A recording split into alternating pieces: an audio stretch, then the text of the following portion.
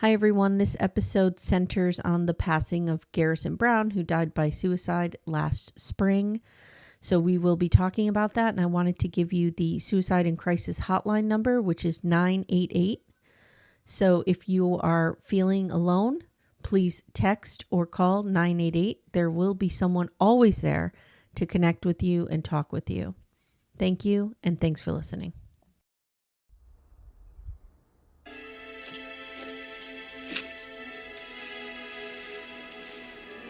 Now, Draco, without you, what do we do? Where do we turn?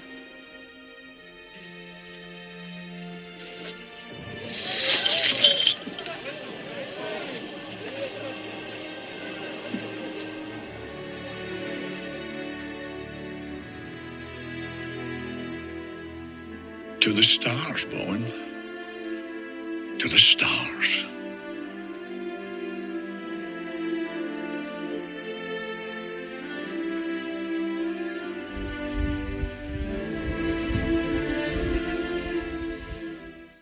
Hi, everyone. Welcome to Little Miss Recap. My name's Amy. Hi, I'm Amanda.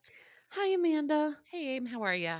I'm okay. I'm bracing myself for this. We're gonna be okay. Yeah. We're gonna be okay. Guys, just so you are aware, this episode's going to feel a little lopsided because the first half, we're going to be talking about David jumping a fence. The way it breaks down, it's 41 minutes. It is 11 minutes of fluff Yes. and So 30 minutes of substance. We're going to talk about the fluff, Yeah, and then we'll get it out of the way. We'll take a little break where I will verbally warn you that we are going into talking about Garrison's passing, and it's going to not be fluffy. No, that part. it's not going to be fluffy, and we've been talking about this since the day Garrison passed. What the fuck are they going to do with this on the show? I thought they nailed it. I thought they did really well. I like I said on Reality Roundup, I heard on Ace and Caitlin's show, I forget who they heard it from. I think somebody watched McKelty's live. Okay. And said that Cody and Janelle had complete control over this narrative.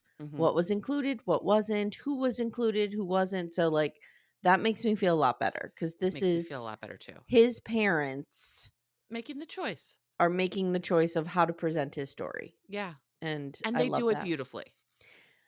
I thought it was well done. I sobbed the entire, like I couldn't watch it again. You know what I mean? Well, I had to. Yeah, I couldn't watch it again.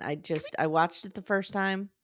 That was it. Can we talk about how I seem to get the real hard episodes over and over again? I got Shauna having the baby in the wilderness. I'm getting this. Yes. But well, you know what? Because I am the one who can watch these things multiple times. Yeah, I literally could not watch it again. It was when Gabriel came on.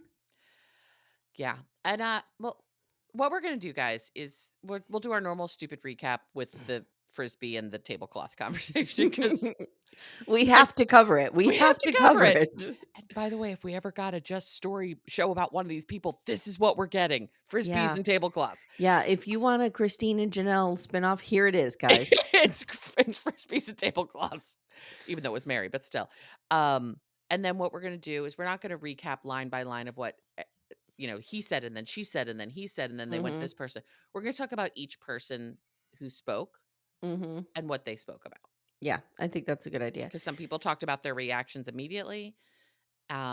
Gabriel did not, thank God, because he was the one who found Garrison. And I'm glad he didn't speak of that, but he spoke about just how wonderful his brother was. And I thought that was beautiful. Yeah, I did too.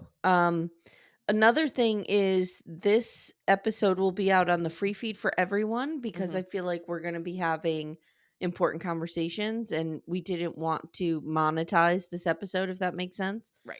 So there will not be commercials in the middle. I'm going to do what I can to try not to have them on the beginning and end. I don't know how to do that, but I'm going to try. Okay. We'll see what happens. And I also want to tell everyone not to forget that the suicide and crisis lifeline is 988. You can text, you can call. There's people there to help you if you're struggling. And you don't have to be in immediate crisis to call. They are there anytime. Absolutely. If you have to wait until all hell is breaking loose emotionally, you don't. If you have dark thoughts, right? If you have dark thoughts just starting to Mm-hmm. come in, which, it happens to everybody. Make that Yeah. call. Talk to somebody. Find somebody to talk to. Yep. Find a counselor, find somebody, because nobody should have to suffer this way. Mm-hmm. And the world is a better place with all of us here. Yeah. And at the end of the episode, we're going to end it with I want to read Garrison's obituary Okay. because I feel like that was probably Maddie who wrote it. Okay. I'm thinking, and I want to end with the family's words about Whoever him. wrote it. Yeah. All right, Amanda, take us away. This is Sister Wives season 19, episode 23. What's the title? The stars will fall from the sky. Okay.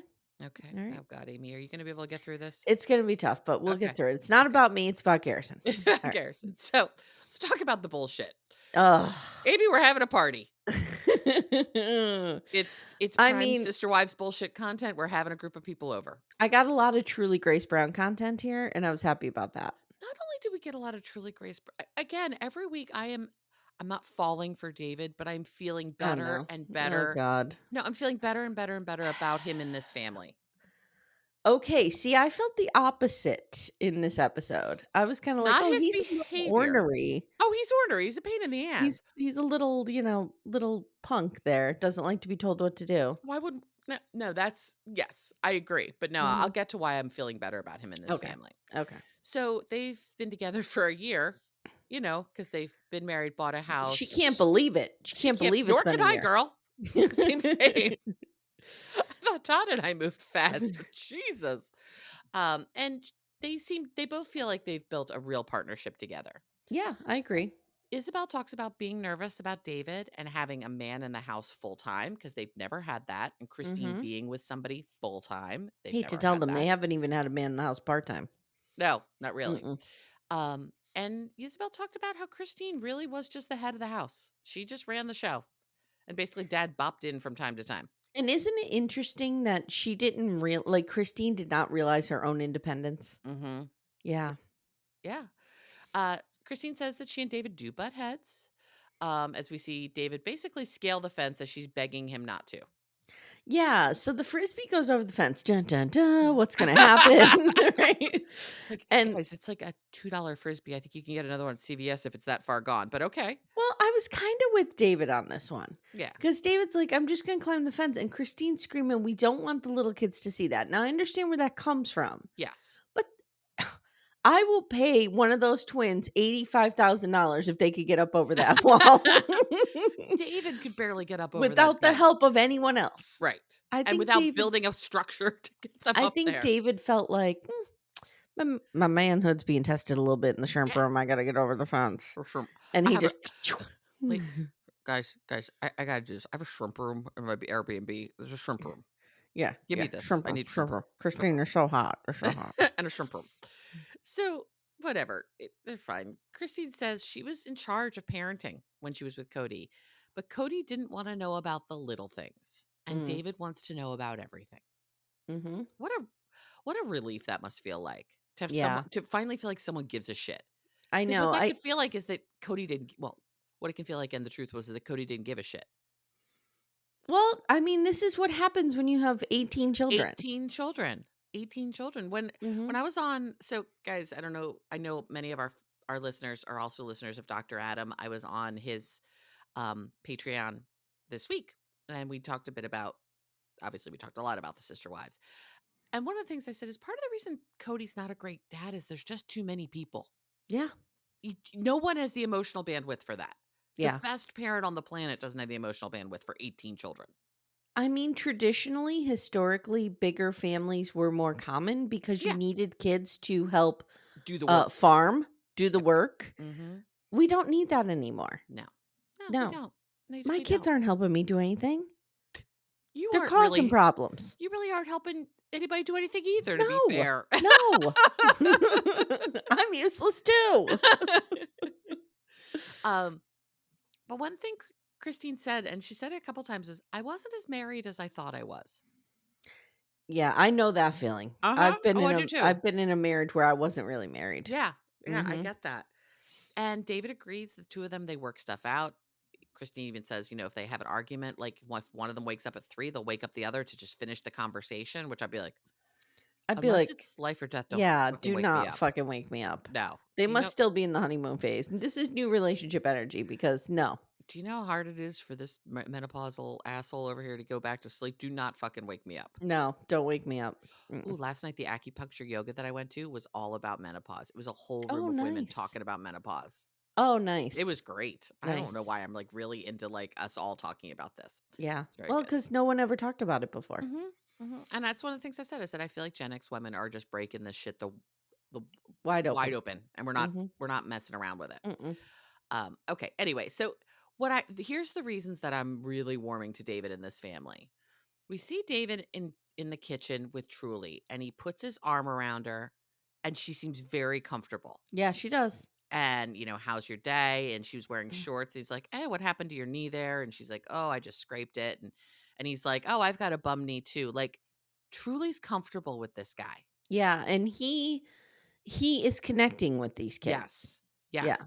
Next, Isabel says, she talks about how afraid she was of David trying to replace Cody, and how that made her really nervous at first. And you see David bonding with Truly. And Isabel says, David doesn't overstep boundaries, and he makes it a very, excuse me, a very safe place.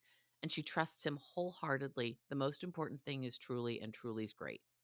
Yeah, it was really nice. By the way, Isabel, who guys, was, okay, breaking news that Cody is now ordered to pay child support to Truly. We thank don't know how God. much, but that case has been won, which we kind of knew it would Yeah, be. we knew that would happen. And I'm glad. But I'm glad Isabel, who was the holdout on all of this and was real uncomfortable about David and the Well, speed and all of that. I suspect what might have happened here, Amanda, is she was like, I hope he doesn't replace my dad. And then she realized there's not much to replace. This is Yeah. what dadding looks like. Yeah. Yeah. This is what dadding, when done as best we can tell, Mm-hmm. looks like. Mm-hmm. I mean, all of his kids are still into him. Like, Yeah. he seems to have a I very will connected family. I will tell you that my dad became a much better father once my parents got divorced. And don't forget, my parents didn't get divorced till I was 21. Right. And you were also still obsessed with your dad. Yeah, he became a much better father in that time because he had to be. And Yeah. that's what David did. He had to be Yeah. His hands wife was on with gone. He his had to. kids. Yeah. Yep. Yep. And He I was it. think, when it's funny when you see men in that primary parent role, which is normally reserved for mothers or, Right. Yeah. Whatever. They do well. Yeah. They And do. Cody was never going to be in that role. He was never going to be No. connected to these kids. Not the way, and he's even very connected to Robin's kids, but I would say he's still not 100% hands-on with them. Mm-mm. Mm-mm. I was just say, when things like this, men step up, except the husband of what's wrong with Aunt Diane, he didn't step up. Oh no, he adopted No. that kid out. He shipped the kid out.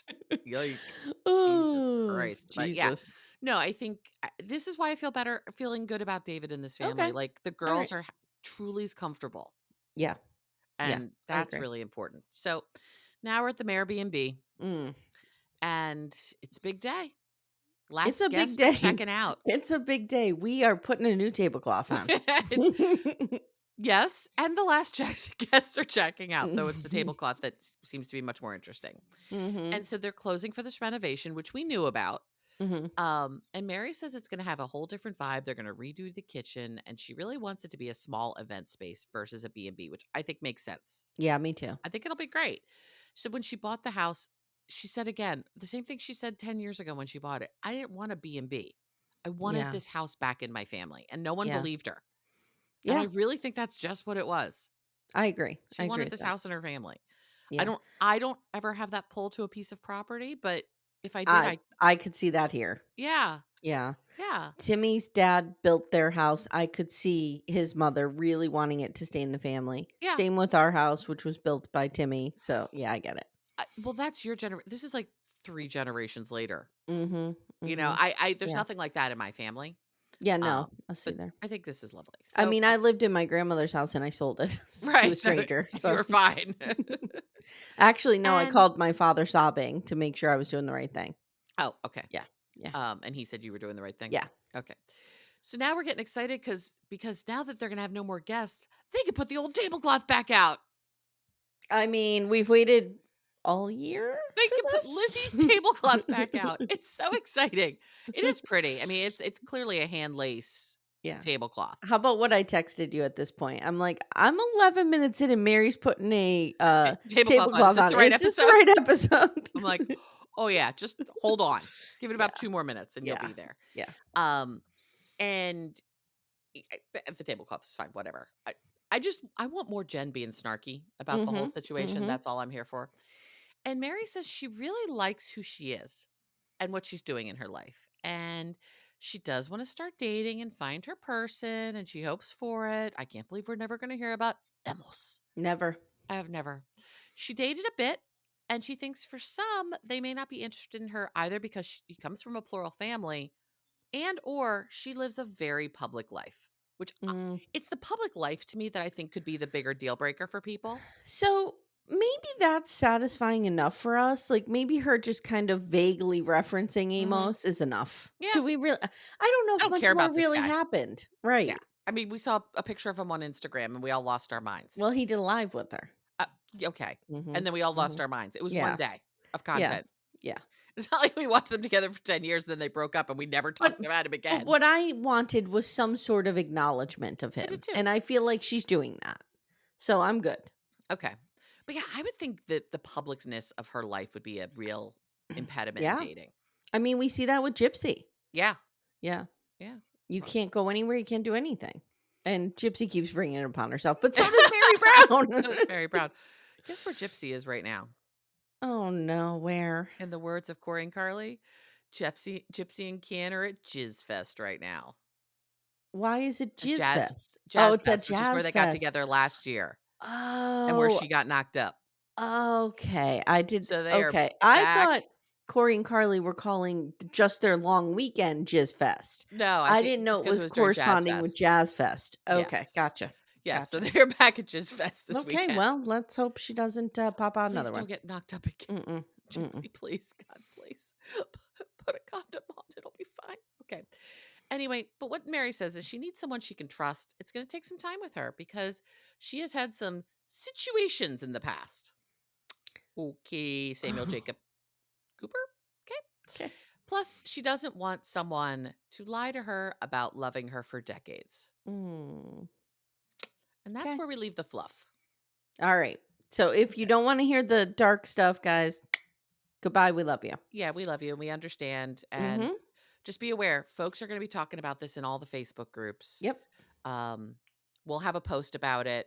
Yep. We'll have a warning about that post so people can scroll right by if that's not what they're up for. So, So I do want to talk initially how we begin this conversation. This was wild. This was wild, guys. So, and I know some people aren't going to watch it and do want to hear some of what happened. So we see Meri on the couch from last season doing her talking heads. Yes. And it was kind of a fun moment of like inside baseball because you could hear the producer be like, okay, we're going to talk about your birthday at the B&B. Like, this is what you're going to be commenting on now. And I'm sure they show them clips and they have to comment. And Meri's phone is down and she's like, oh, Cody's calling. I'll deal with him later. Because she's very much in the I'll deal with him later portion of their relationship. And he keeps calling. And as soon as he called twice, and as soon as they showed him calling her, I was like, I'm not going to lie. This was riveting. It was riveting. And my heart broke for Meri. Oh, by the way, guys, we're going to have a lot of empathy for everybody that we talk about today. Yeah. Period. Yeah. Yep. We're coming at this through empathy, not through making fun of anybody. Yeah. You're going to hear us say nice things about Cody. Maybe not terrible things about Robin. She wasn't in this very much, and I'm glad for it. And we ask that you respect our wishes here, and we just kind of have a moratorium on this episode of ripping up Cody. We'll get back to it next week. Trust me. Maybe. We got to see what next week is. If next week is more about Garrison, we probably won't. But around this topic, we will not make fun. We will not tear him down. Because like I said on Reality Roundup, Cody already knows what you want to say to him. He knows it. Nobody feels worse about this than he does. And we'll get to that. Yeah. It's very clear. But I was watching this thinking, her entire life is about to crumble. Her heart is about to be irrevocably it's the before broken. And after. And you just watch. We know it's coming, and she doesn't. Yeah, and it was riveting. It was wild. It was, and I'm glad they actually didn't show Yeah, within a yeah, yeah. second of her getting the call. Yeah. But yeah, I said, I just hate knowing what this call is because we Yeah, and did. he texted her, I think it said it's It's an important. emergency. And so Yeah. she Yeah. answers. And he's the one who told her Mhm. that Garrison took his life. And I'm going to use some of the words that they use in talking about this here. Yeah. I know I We have like to say die by suicide. That's the way you die by should phrase it. suicide. I'm fine with that. I really don't care for when people say unalive, but I understand why they do that for AI algorithm Yeah, sure, purposes, but sure. I don't like Yeah. that. But yeah, we'll say death by suicide. We'll use the words, the language that they used. Yeah, And Garrison took his life, and Meri can barely speak, I of know. course. And she said it was a surreal moment, and she just said one of our kids isn't going to do that. Yeah, One of our yeah. kids, because these Meri, are good too. I felt for Meri. Meri felt this very deeply this She did. episode. She was I mean, I'm not judging who felt what worse. I'm just No, saying like we don't typically see this level of emotion from Meri. no. And Meri was really in it Yeah, this she was. episode. Yeah. She was. And what I found interesting is she immediately went over to Cody and Robin's. And Gwen was there, and she said she came out and hung on to Meri. And Meri says she didn't know what to do, called Janelle and just said, I'll bring you food and I'll just be there. Mhm. And um, she talks about that they, we knew that they did this. They had a very small viewing right after Garrison's passing for Mhm. just family and very close friends. And I'm glad they were able to very tightly control this and keep it Yeah. very under the radar Yeah. because they didn't need vultures Yeah. showing up. Um, and she said it was awful. The whole experience was obviously awful. Um, let's talk about Janelle. I was Okay. going to say, like, I had this in a weird order. Guys kind of put names out, but let's talk about Janelle because Janelle and Cody get the bulk of the time talking about this. And I Mhm. feel that that's the appropriate thing. Let's save Cody for the end. Okay. We'll do Janelle and then we'll go to Christine. Then we'll Christine. go to Janelle was very honest and Mhm. very open She really was. and And very vulnerable. I really appreciate like how fucking brave Yeah. she is to, talk about his alcoholism Mhm. and just how bad he was struggling and Yeah. And how she it worried for him yeah. and Yeah. how she we'll get to it. So, you know, we've heard the whole thing that we knew that night Garrison was struggling. He'd been drinking. He was texting Janelle and he stopped around 8:30 Mhm. and she went to bed. She was going to go to bed, but she told Gabe and Hunter just keep checking in on him. And apparently the three of them kind of had a pact that they would always They rally would all around like him, kind of check in on him triage the situation, when yeah. he was struggling. Mhm. And um then Gabe calls her and tells her about finding him. And so she said she was traveling back to Flagstaff. So people had asked this a million times. People were all upset about the timeline. She says in this episode, I had moved to North Carolina already. Yeah, she had just moved. She had just moved. She hadn't gotten all of her stuff yet because I don't think we'd gone to Plot's plot yet, but she Right. moved to North Carolina. Or maybe they had at that point. I don't know. But I don't know Mhm. when the Plot's plot happened because we haven't kept anything consistently timeline wise this entire season. Right. That's okay. She says she knew he was struggling, and so she made a point of picking up the phone anytime he called, and usually it was about nothing, Mhm. but she just knew he wanted to just talk and connect. One thing she said over and over again, which I thought was an interesting way of saying it. She's like, I don't know why he just couldn't get past it. He couldn't get over it. He couldn't Yeah. get through it. His drinking, and apparently he's had episodes like this before. And she doesn't know why he couldn't just get a hold of it. This phrase she used, he lost control of his drinking. He lost How control of it. how old was he when he passed? We should have that. Do we know? We can find it out very easily. Let me go. So he was He 26 was and just about to turn 26. I think this is something like as a parent, I kind of relate to this. Your kids go through things. Like my kids are young, so they haven't really gone through something like this. Right. But I could see the parent mentality being like, this is just a phase. Right. He's in his early 20s. He's drinking a little too much. He'll get through this. Yeah. You know what I mean? I could Mhm. see I don't think they'll ever make this decision again, not to get formal help for somebody. You know what I Right. mean? And I'm not certain, and I think Janelle touches on this, that they haven't begged him to go for She said formal they help. offered him everything. They Yeah. offered him Yeah. love and caring, and they offered him support. They offered him help, which I'm Yes. guessing meant Yes. we've offered to help you get into rehab. We've offered to help you Hmm. get into a therapist, like But I whatever it may do be. see that kind of mindset where you might think, We'll get through I this. mean, this is a 25-year-old kid. You know what I mean? Like, he'll I get was through a it. mess at Hmm. 25 in every part of my life. Yeah. Yeah. So Yeah. I see, and she has older kids who probably, she saw Maddie go through a lot of phases Hmm. that Hmm. Maddie came out of. Yeah. So I completely get it. And she says he had a drinking problem. He was never a drinker. In fact, didn't like the taste of it. But Hmm. during COVID, he started drinking. And I think this happened to a lot of people during COVID. Yeah.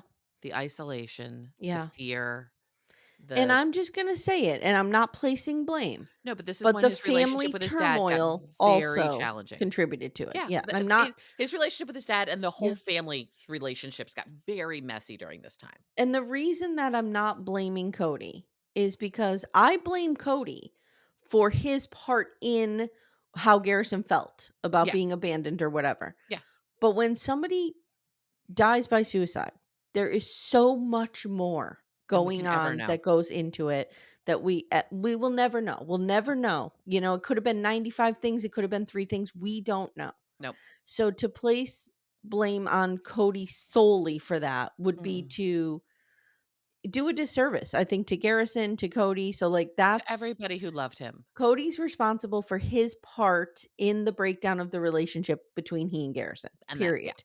Yeah. But we don't know. There's not a direct correlation here. And I've talked about this before. I know I've talked about it on Real Talk. I don't mind saying it on the public feed. I too have been in a position where I almost made irrevocable choices in my life. Me too. And it wasn't one thing. No, no. It might have been one thing that day that toppled the very large tower, Yes. but that tower was built over time. I think we don't realize, I think we forget as adults how, and you and I talk about this a lot, how big and crushing everything feels to you when you're a kid. Mm-hmm. And I very clearly remember being at this place as well. And Yeah. I was young, probably 14, 13. I And was I was 12. Yeah. what kept me focused and pulled me out of it was thinking about what it would do to my mother. Mm, So, you know, everybody's different yeah. and everybody has different tugs and pulls. And obviously at 15, like I wasn't mixing alcohol into the equation, Right. which I think makes it, 10 times worse, a Mm-hmm. depressive episode. So I don't know. And I really do believe that the trauma, the collective world, global trauma of COVID has Yeah. changed all of our DNAs forever. Yeah. It's a collective trauma, and it's going to impact how everything happens in all of our lives, even even in the tiniest way. Yeah. And this was a hard period for his family. This was a hard period for him. I And don't, let's but not that's why he started drinking more. forget too, this is a kid who grew up on camera. Hmm. And so I don't know if that weighed into his drinking or whatever, but it's hard to live your life in the public eye. It is. Real fucking hard. It is. You can't screw up. You can't do anything because it's all over the place. Hmm. You know what I Yeah. mean? So it's that's a very hard line to walk. Yeah, it is. It is. So he started drinking, and Janelle says it got really bad in the last year. Mhm. They offered him love, support, help, resources. And she said very clearly, I don't want people to think that there wasn't help for him, Yeah. because there was. And the hardest part of mental health is you can offer somebody all of the help in the world, and if they don't want it, it doesn't matter. Yeah. I mean, how many times do we talk about and see where people are, family members sends I've watched a million episodes of Intervention in my life where people send people to rehab Mhm. and people bail out in a day or two because you Yeah. have to want to be there. I mean, we're watching that on Love After Lockup with Michael and Joey right now. Oh God. It's We didn't watch like last night's yet, but yeah. Michael has all the support in the world, but Hmm. he's just not, he can't get there. He's not Addiction ready. is addiction. Yep. And his addiction is not even remotely in check. No. Mm-mm. It's heartbreaking. But Janelle says she doesn't understand what happened that night. He's had other nights like that, and he just Yeah. basically went radio silent and would wake up in the morning Yeah. and come and call her or text her. Which, can I just say, from a maternal standpoint, what a nightmare.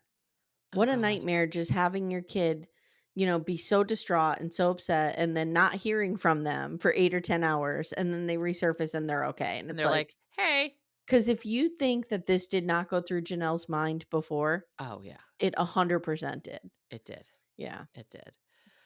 And she talks a lot about in this how what a gift moving to North Carolina has been for her Yeah. through this. She needed that. She needed this, and she talks about how she needed a dream and a plan and something to work on and something to do every day. Mm-hmm. Because I can imagine if she was sitting, in student housing in Flagstaff, No. feeling like she had no control over her life and this happened, Yeah. I can't imagine. And we meet Janelle's sister, Carrie. Loved her.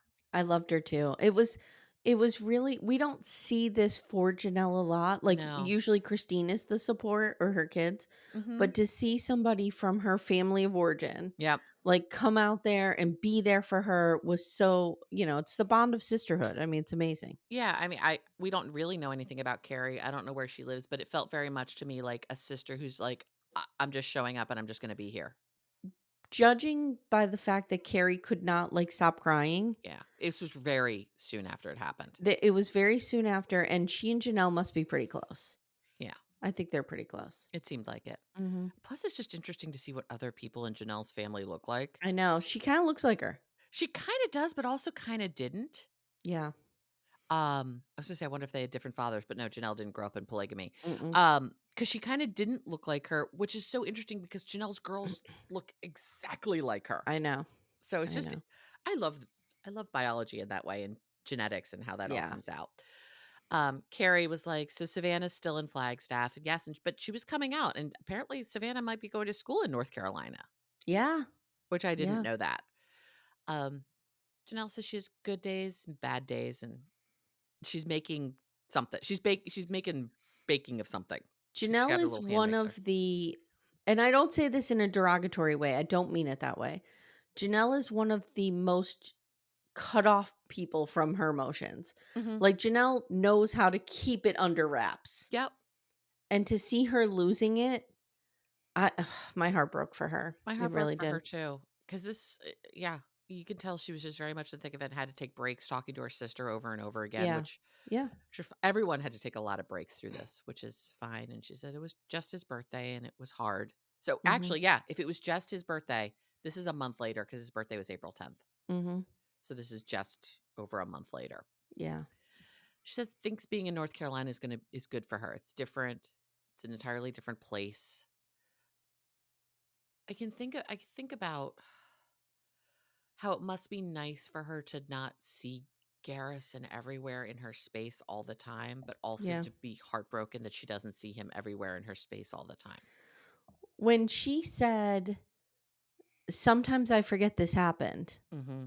and then I wake up and I remember, Yeah. my heart broke. I Yeah. mean, I can't even imagine what that's like. I Yeah. went through it with a grandparent, and it was Right. devastating. I can't even imagine a child. Yeah. Ugh. Yeah. It's interesting because I told you, and I've mentioned I read or listened to Rob Delaney's book. I would feel bad when can we say we read an audiobook? I don't know. I feel very weird about it. I don't know the I terminology don't know the around term, it. but Yeah. anyway, I listened to his book. So I read his book, whatever. I interacted with his book. His book got put into my brain somehow. And I mean, like I said, it's one of the most beautiful studies of grief ever. And he talks about how when, he told somebody about his son being ill and his son had a brain tumor and died, and saying that his son had this tumor, and somebody said to him, "Oh, my grandfather had that too once and he was fine." It's not And the Rob same. was like, "Fuck off. It's not the same. Your 93-year-old grandfather with a tumor and my 2-year-old, not the same. Not the same." I agree. Yeah, it's like I said, folks, if you want to read a beautiful book about grief, Mm-hmm. not Amy Archer. You will never recover from this I, book. I won't read it. No. Good. No, Mm-mm. good. No.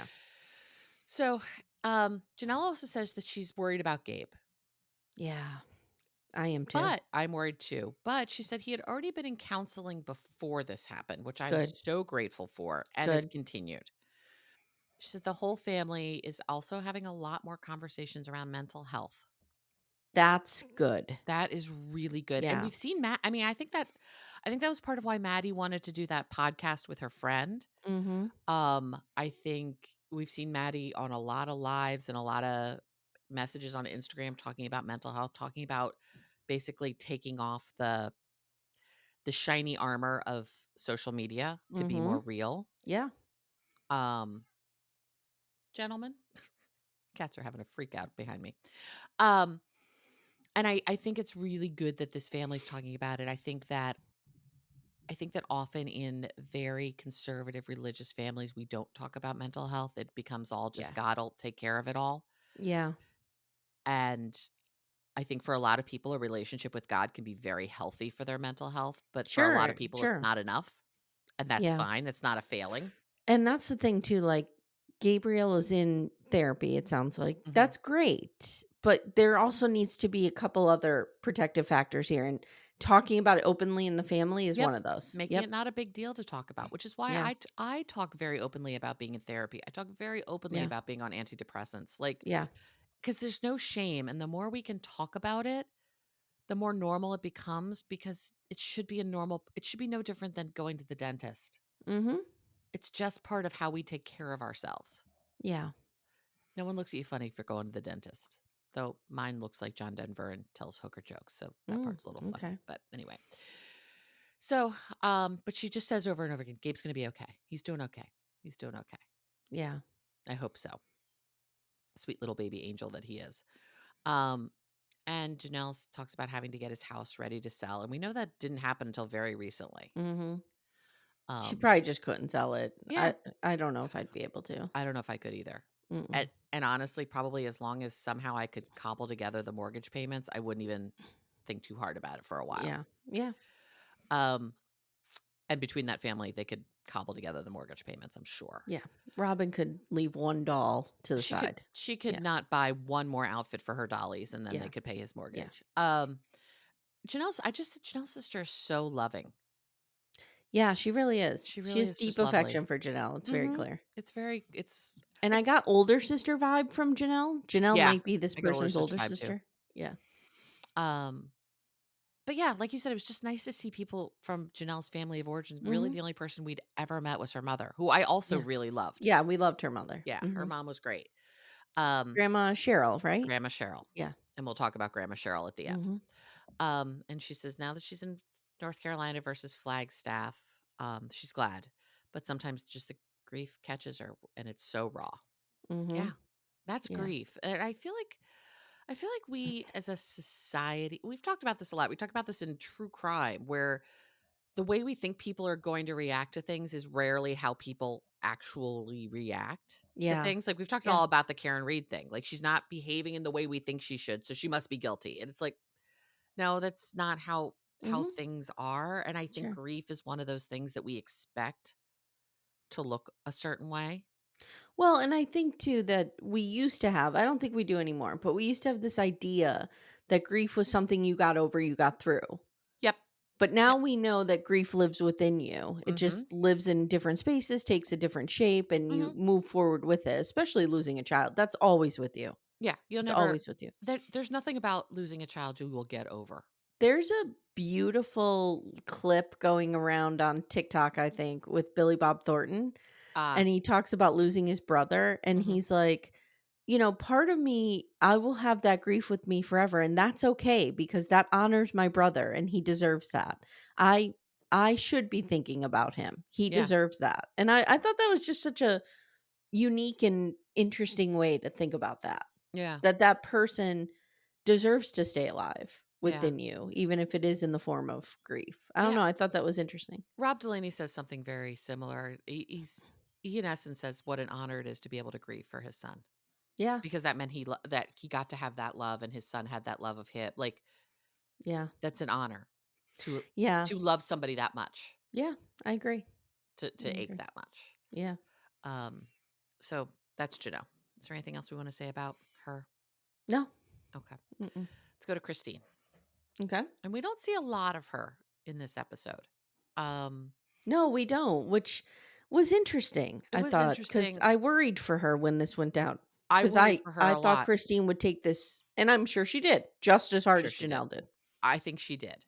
Because she was a mother to him in every way. Yeah, she raised him almost as much as Janelle did. Mm-hmm. Um, and she says that Hunter called her, and she says Hunter rarely called Mm-hmm. her. So it worried her when she called, and he was sobbing and said, It's interesting that Hunter called her and Cody didn't. Cody called Meri. "Yeah, I don't I know." don't know. It's interesting. There's so many people in this family. Yeah, they just lit up the phone tree, the Yeah. Virgin River phone tree. Oh, yeah. I mean, Mm-hmm. think Mm-hmm. about it. There's 21 people Yeah. just in that immediate family to make Mm-hmm. aware of this. Yeah. Yeah. Um, yeah, I'm not gonna. I don't want to think I about it don't too mean hard. anything. I don't Yeah, mean anything yeah, by but it. it is interesting. I'm just I don't know.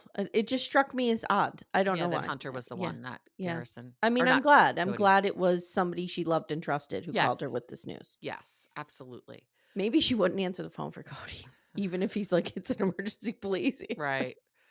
Except I do think that they did communicate in and around Truly, so Yeah. they Yeah. had Yeah. to. I'm teasing. Yeah. So, but she said sobbing and said Garrison killed himself. The words Yeah. he used telling Christine. Yeah. She said she went in her office and just fell to the floor. Mm-hmm. And she said, we all knew he was sad and we all hoped. And she just broke down. Yeah. Yeah. So Christine talks about his service, his memorial service, and it was Yes. beautiful. Yeah. And she says it was beautiful as it could be. And she said, I got to talk about him as a kid when he was Mm-hmm. little. Mm-hmm. And she said, I was fine. I was doing okay through this. And I gave the eulogy at Charlie's dad's funeral. And Mm-hmm. I remember that feeling of like, I'm okay. I'm okay. And this was my husband's father, who I'd only known for 5 years. Like, and I Mm-hmm. really, really loved his father, but like, this wasn't my child Yeah. at all. And I remember that moment of like, okay, I'm going to get through this. I'm going to get through this. I'm Mm-hmm. not making eye contact with anybody. I'm Mm-mm. like looking at the back of the room and just getting through this. She said, till she made eye contact with McKelty Mm-hmm. and talked about this movie quote. It was the movie Dragonheart. Have you ever watched this movie? I've never watched the movie. Me No. neither. I mean, I pulled up, guys, you're going to hear the quote that Garrison really loved at the beginning of this episode. And at the end, you'll hear this little quote that was kind of further down the line that I really enjoyed. But so, Mhm. like, I watched a clip or two of it. Yeah, I And went and watched a I clip never of it as saw well. it. But I vaguely remember this movie happening because I vaguely remember being Mhm. like, wait, there's a movie with Dennis Quaid and Sean Connery and But it was, dragons? what year was it? I want 1996. Okay, so he loved it when he was little. Yeah, he loved it as a Yeah. little kid. Yeah. Yeah, it makes perfect. Actually, no, he was born in 98. So yeah, I mean, Right. he loved it as a little kid. It's kind of like we liked Never Ending Story Yeah. as kids. You know what I mean? Like that was our movie or whatever. Exactly. And she said she was and she's struggling hard to explain, but at the end of the movie, the dragon dies and turns into a constellation. Mm-hmm.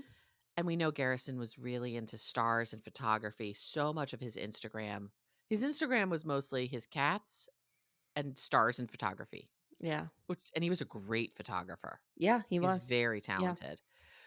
And how this dragon dies and turns into Draco, this constellation. And then the line is, when we want to look at him again, we can look to the stars or look at the stars. Mm-hmm. And that's really all we hear from Christine. Mm. Yeah. She does say like she collapsed on the floor. Like Yeah. she felt her legs go out from under her. And Mhm. oh God, my heart just breaks for her. I've had that experience. Yeah. I've had that experience. We didn't hear a lot from Robin in this, and I'm grateful for that. We do hear from Maddie. Can we talk do. about the Maddie Yeah. situation a minute? Yeah, I've got all the kids. I just want to do Okay. Robin real quick, and then we'll Okay. get to the kids. All right. I want to give them more time. We don't hear a lot from Robin. No, Good. and I'm grateful. I'm just grateful. We all know why we're all It's grateful. it's in good good taste taste. to not hear from her a lot. Exactly. But she says how she was working in her room and Cody came in and told her, and She says she was trying to figure out what was going on. And it seems to me that Robin has taken on the role throughout all of this is how do I support Cody, which is Fine. fine. Good. Okay. Let's talk about Gabe. Gabe, Maddie, and McKelty and Tony. Mm. As soon as Gabe came on the screen, I was like, oh God, this sweet baby angel. I love this kid. This broke my heart. This is kind of where I started actually like wailing because I just thought I'm gonna cry. I just thought like how close my girls are. Yeah. And if something ever happened to one of them. Yeah. Sorry. It's okay. How devastated the other one would be. Like, and Gabe and Garrison weren't have twins, but that they were vibe. incredibly close. Yeah, sorry. That's okay. No, don't be sorry. Don't be sorry. It's But fine. it's such a bond that like I don't understand. In fact, I was laying in bed last night and I was thinking they're gonna miss each other more when they go to college than they'll miss me. Like that's how tight that bond is. Yeah. And I'm so upset for Gabriel. I know. I know. Go on, I'm I sorry. also I think though that Hunter is also I think those three boys, Hunter, Gabe, and Garrison, were all super duper close. And based on what we see in social media, so it's what they choose to put out there. I get the sense that Gabe and Hunter spend a lot of time together and see each other often, which I'm grateful for. These kids do stuff together all the time. And they do stuff together across mother lines. Yes. A lot. Yeah. Like Gabe and Gwen do a lot of stuff together. Like these kids are close, which I'm very, very glad for. Thankfully, Gabe doesn't talk at all about the experience of finding him, which I'm grateful for. But he just talks so beautifully about his brother. First of all, he calls him Gare. Yeah. Gare, which I thought was really sweet because we never really hear that. It's interesting because Garrison's name is actually Robert Garrison Brown. I wonder why they wound up calling him by his middle name. Yeah, I don't know. Maybe I'm he always just interested didn't like in that. Bob. You know, maybe he just didn't like. I'm sorry, I'm trying to compose That's why I'm myself. trying to talk about something really not emotional. I don't know, but it makes sense to me. I mean, the same reason Dayton doesn't go by his birth name, right? Well, he had the same name as his father. Yeah. So it's a nickname. It's just interesting. I have a friend, my friend Eric, who is Joseph Eric and has always gone by Eric. Yeah. No clue why. His parents just named him Joseph Eric and then started calling him Eric. Like, I want to be like, why don't you just name him Eric if that's what you wanted to call him? But Right. whatever. That's always interesting to me. But he calls him Gary. He says Garrison was amazing. He says he was an amazing person and he felt deeper than he expressed, but everyone in the family knew that. And he also says he brought an air of ease. He made an effort to make everyone around him comfortable, and that's the real mark of a gentleman. And Gare did it well. That's beautiful. That's beautiful. It is. And I just, when I saw him, that's when I lost it. Yeah. Because he's forever changed. His DNA is forever altered. Maddie talks like, that's we're it. talking about Maddie now, and she says the exact same thing. That they had been talking all day, and Janelle called her and told her. And she says there are moments that alter your brain chemistry. And hearing that your sibling has died is one of those moments. Yeah. Particularly given how close these kids were. I'm not going to be able to keep it together. I know. That's why I'm just going to keep powering through us, girl. I got us. It's okay. It's okay. Amy, this is horrifically sad. Maddie felt very stoic to me. She did. Like she had to detach. And you can tell she was very pregnant when they filmed this. Yeah. And I say that only because Maddie's one of those people that when she gets pregnant, her face changes. And then as soon as she's not pregnant, her face goes back to pre-pregnancy. And one of the things that Maddie's talked a lot about is that Garrison compared himself to people on social media a lot. Yeah. And felt like he was failing a lot. Which I want to be like, you were an Army veteran and you owned your own home before you were 25. That's incredible success. And he was like just really bright and funny and very handsome. Very handsome. I don't But Yeah. this just goes to show, like, It doesn't you make sense. you can be all the things, but it's what you feel you are inside that really drives the train. Yeah, and that's why I think Maddie has done a really good job of taking the filter off of social media for herself. Yeah. Yeah. And I thought that this was actually an example of it because she wasn't made up. She wasn't she didn't get herself done up for the camera for this Right. conversation. Right. She was just who Yeah. she was, Yeah. and I that's liked fine. it. I did too. Caleb was incredibly sweet too, and they I talked have come to really sorry. I've come to really like Maddie. I just I want do to say that. too. Yeah. I do too. We've said teenage Maddie was I insufferable. mean, teenage Amy was insufferable, so I get it. I get it. I get it. Most teenagers are Mhm. insufferable, Mhm. and Maddie was real extra about it. But no, But Maddie has she's grown up really into a turned out to really be, yeah. lovely young woman. She seems to be a very good mom. Yeah. She I seems to be a agree. good human. I agree. Um, and they talked about they were trying to get him to move to North Carolina, Yeah. and it seems like Caleb's they're like, trying to we get him to. almost had him here. We almost Yeah, had him here. that's exactly what we said. We almost had him here. We almost Mhm. had him. Mhm. And you could see, I mean, you could see Caleb's heart is as broken Mhm. as anybody's. Yeah. We have to hear from McKelty and Tony because we can't have an Yeah. episode without them. And Yeah. McKelty talked about how Garrison was the jokester of the family, which we saw a lot of that too. Mhm. I loved how they interspersed all of these comments and conversations with just photos of Garrison and ones that we had seen and a lot that we had Yeah, never me too. seen. You know what was interesting? Just a takeaway from this whole episode. Yeah. We talk a lot about why are we so into this show? Why are we, blah, blah, blah, blah. Like, why are we watching these people do flash mobs for season after season? It has occurred to me watching this episode that we feel like we know these people. Yeah, we do.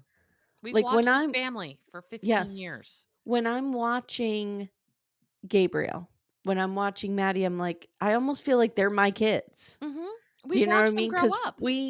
yeah, like the bond, the parasocial relationship we have with this family Mm-hmm. is really intense. It is really intense. Yeah. And I think that's part of it. It's part of the appeal of the show is these people have been in our lives for 15 years. Right. Right. Mhm. And for a long time, it felt very real. Mhm. Like they felt very much who they were. But, we're learning more. There's more and more that was a Yeah. curated view, but Yeah. it's okay. And Tony just talks about, what a great guy he was. He was always joyful, always smiley, Mhm. very chill. And he said he has a ton of friends. He was just a nice, cool dude. Mhm. Yeah. Okay. Let's talk about Cody. Mm. Okay. We all know, anyone who's listened to this, who's ever listened to us before, knows how we feel about Cody. This is actually what's going to make me cry. Yeah. I like ached for him in this episode. I did too. This was And I did a lot because of where I am in my own relationship with my father. yeah. Yeah. And I just ached for him. Yeah. And I never thought I'd have tears for Cody Brown. No, But I Amanda. do. It I do. when he was like, all I want is to take my boy Boy home. back, I was like, sobbing. I know. Okay, so let's talk about it. He says he was stunned. And he said initially he was trying to console his kids, which has to mean Robin's kids because they were there initially, I'm sure. And then Yeah. he says Gwen called him and said, "Can I come see you?" And he said, "Of course, of course, baby, or of course, sweetheart." Yeah. And he says that she immediately came over, and they were sitting together, and she was sobbing, and he was Mhm. holding her hand, and the way he described it, I thought was interesting because I've had this experience myself. He said he felt like he was looking down his own esophagus and into Yeah. his own chest. Yeah. Like I've had that out of body experience where I felt like I'm looking inside of myself. Yeah. And he said he was silent and then he just began wailing and didn't know what to do. It's Fuck. awful. I know. I Guys, know. we're just going to both cry through the end. Mark today down, May 3rd, 2025. Amanda finally fucking cries on the podcast. It's so, being a parent is so hard. And then having to console your kids through this. Yeah. through the Oh, most horrific grief of your own life. yeah. You know, Yeah. it's he said the strongest memories that he had were in the first few days with Janelle at the funeral home. And that actually made me glad that they did this together. Me too. I hope they were able to come together through this. Me too. Um, this is the part that broke me. He said, I didn't know what to say. I just was telling everybody that I'm sorry. Yeah. This is why I will never I will never rip on this man about this ever. Yeah. We've said it all along. He knows. Right. No one We is will, aching more. when we get to the seasons where the COVID stuff happens, we will rip on him for his behavior then. Yes. But I will never say or imply that what he did caused this, No. because no fucking parent deserves this. No human deserves this. No brother, no sister, no nothing. Nobody deserves this, and Cody knows it. He knows in his heart that he did not act the way he should have at times, and nobody feels it more than him. No. I'm convinced. I am too. He says he was sitting there with Janelle, and they both agreed, and he said, "I just want to take my boy home." Ugh. And I love the fact that he's buried in Wyoming, and I love that he's with Grandma Cheryl, Mhm. because I think for Janelle that had to be the safest place in the world would be with her mom, Yeah. Yep. and I'm glad. They also decided to cremate him so they'd have flexibility and time to Mhm. celebrate him properly, which I think is part of the allure of cremation. Personally, is it takes timing Yeah. off the table. Yeah, I You do take too. as little or as much time as you need. Most of what we see of Cody, other than on the couch, is in a conversation outside with Robin at a fire Mhm. pit, where at one point I felt like they were making really weird sex jokes about the fire, and I was like, I'm not okay with this. You can move on Yeah. now. Cody has a poster-sized photo of Garrison over his desk Mhm. of him in his fatigues. Mhm. I, yeah. And she asks if he's okay, if he wants to be alone, and he says, "No, I like having you here. It brings me comfort to have you here." Mhm. I'll just say Robin was fine through this whole conversation, and just let that go. Yeah. She was fine. Yeah, she was fine. He talks about how grief comes in waves for him, and it wasn't Mhm. supposed to be this way. And it's heartbreaking. He doesn't he trails off a lot. He doesn't know what to say through a lot of his conversation about this. Yeah. But he tells Robin, he says, "I didn't get a chance to make things right. Yeah. Say goodbye." There it is. There There it it is. is. Mhm. Yep. We had hoped they'd had healing, and we don't know. But from his perspective, he never got to make this right with his baby. Yeah. Yeah. And his baby died. Yeah. And now he just wants to take his baby Home. home. Mhm. Yeah. Yeah. I did not expect this. I know. I know. I did not expect this. It's The words because of of our Fig and Matt. connection with them. Like, we just feel like we know them. Yeah. And I'll be fully transparent. For me, this is very personal right now. Yeah. So, Yeah. Cody says he doesn't know what to do with his death, and he has to do something different because he could have had more time with him. He thought there would be more time. So now I want to say this makes sense that we're seeing in some scenes that Cody is trying to reconnect with the children, Mm-hmm. because that's Absolutely what he's saying here. This Valentine's thing happened after this 100%. Yeah. Yeah. Yep. 100%. Yep. And the trip to Utah to see the girls. Yep. Well, Yep. the Valentine conversation about that. Yeah. Yeah. This absolutely happened after Garrison passed away. Yeah. The one thing Robin says, and we know Robin's lost people to suicide as well in her family. Mm-hmm. And the thing she says, which I thought is true and is helpful, is we always think there'll be more time. Mm-hmm. And there often isn't, and we just don't know it. He says, people tell him not to what if. Yeah. But he says for him, that's how he's processing it. And I think you have to let somebody, I understand why people tell people don't what if. Yeah. What if I'd called earlier? What if I'd done this, that, and the other Mhm. thing? We could have stopped this. Mhm. That's all of our time machines are broken. Mhm.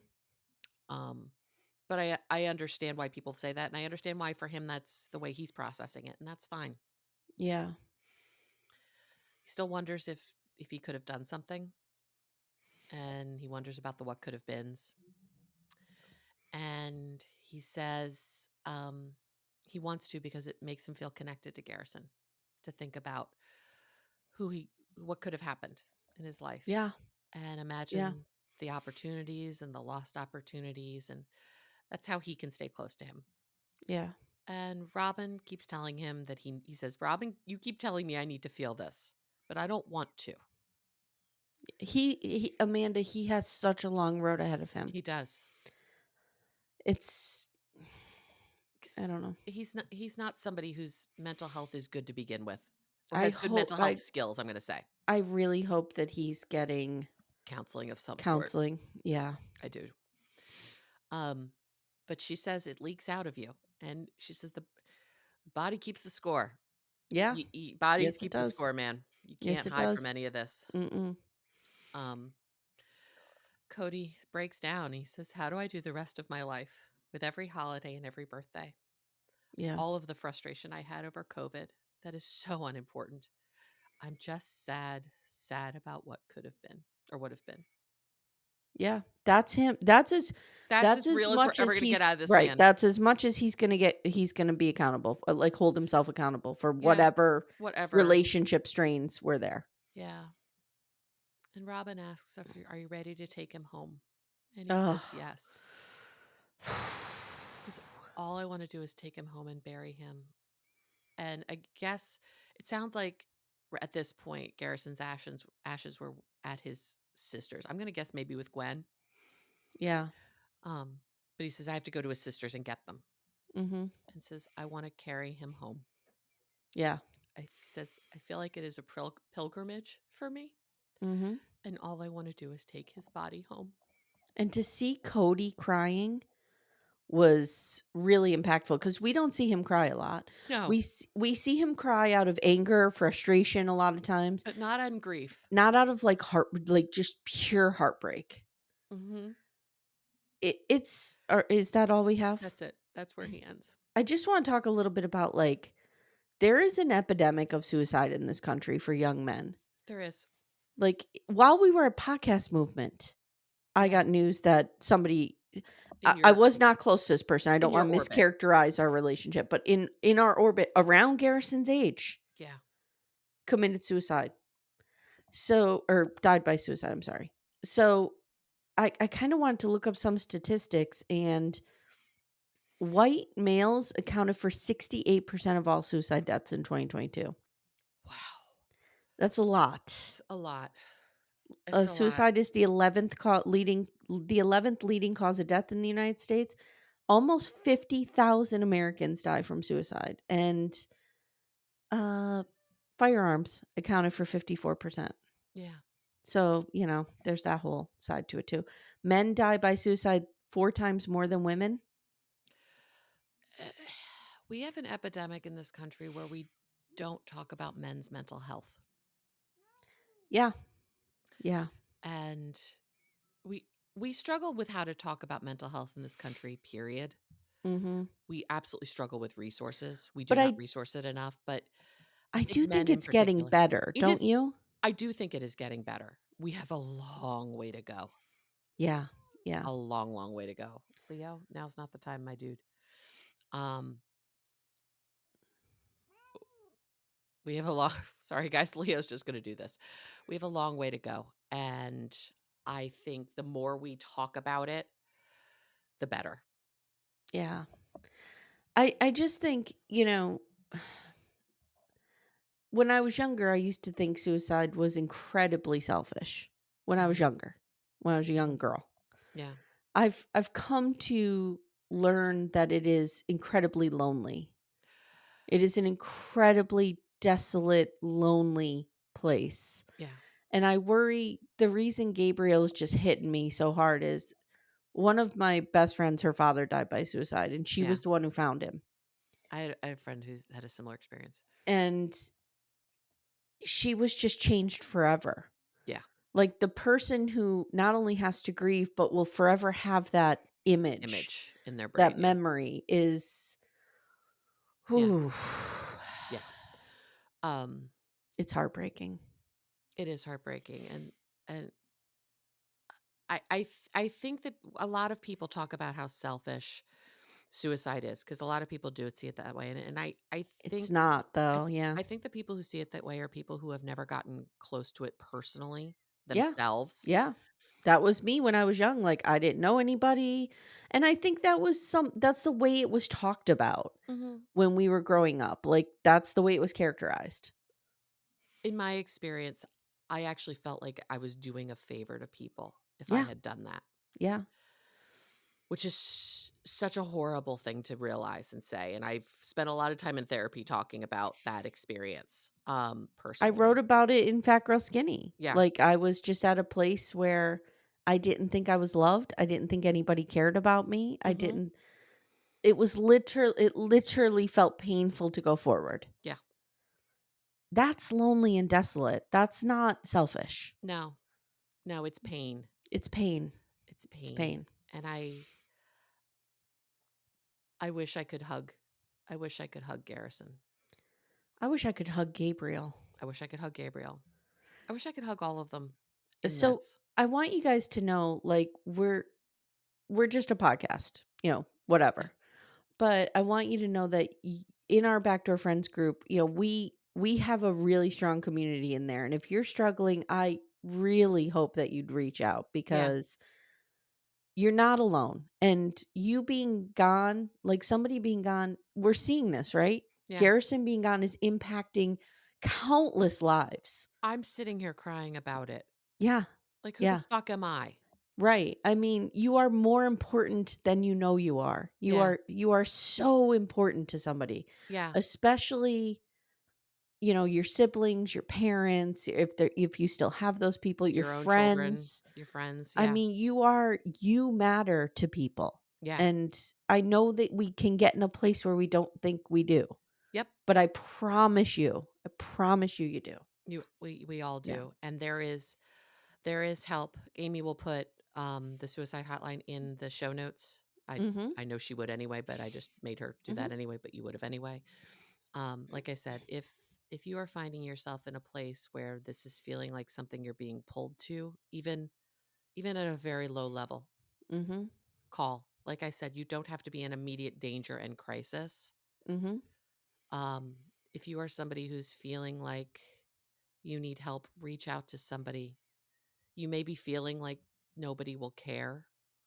I promise you, people will care. Yeah. I promise you. I also want to say I hope that the bigger lesson that we take away from this is mend the relationships that you can that aren't Yeah. toxic or hurtful to you. Hmm. Do you know what I mean? If Yeah. if you're Don't mad at don't your you sister put over yourself in something danger. stupid, Right. just mend that relationship if you can. If you You don't can. have to agree. You know what I mean? And if somebody is toxic or hurtful, I absolutely don't do that. Right. But I bet you Cody would give anything to have another conversation with Garrison and just be like, Fuck I'm COVID. I don't sorry care. about the COVID shit. Yeah. Yeah. Sorry, I was a dick bag Like through that. sometimes things seem so big and they're just not. Mm-hmm. They're just not. They're just not. I'd like to end by reading Garrison's obituary. Please. Okay. On March 4th, beloved son, brother, uncle, and friend Robert Garrison Brown joined his ancestors in the halls of Valhalla. Born to Janelle and Cody Brown, sixth child of a big, unconventional family. Preceded in death by Cheryl Lee Brown, William Wynne Brown, and Curtis Taylor Brown. He is survived by his large, adoring family and his three cats, Cathew, Patches, and Ms. Buttons. I love his love of cats. And I I love the know. fact that he had a cat named Cathew.